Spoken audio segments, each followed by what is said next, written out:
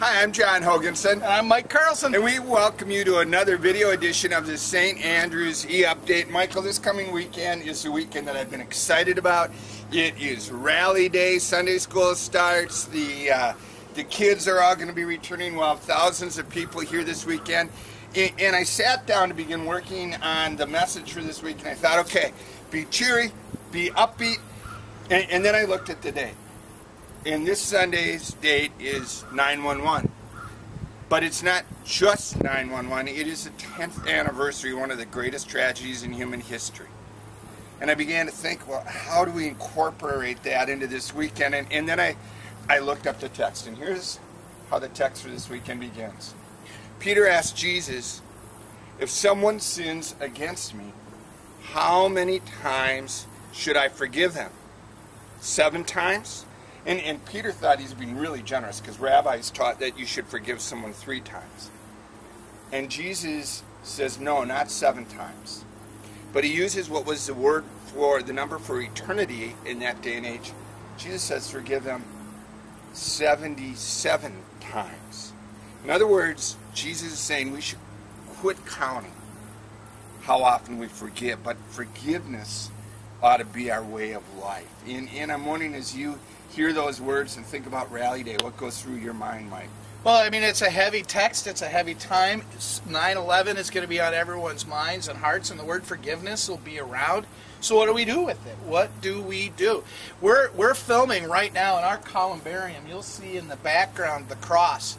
And at the end of the day, all of us, the good, the bad, the sinners, and the saints, the only hope we have is forgiveness, to be raised by a forgiving God from the dead.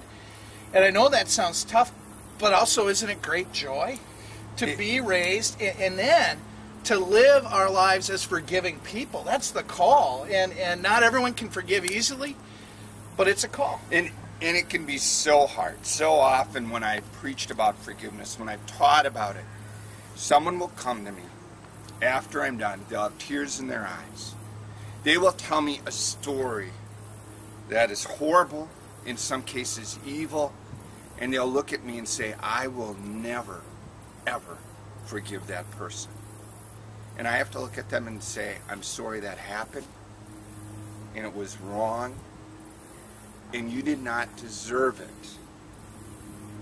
But here's why forgiveness is so important. Not only is Christianity the only major religion grounded on the concept of forgiveness, what I tell them is it is so important to forgive, not just for the other person's sake, but for our sake.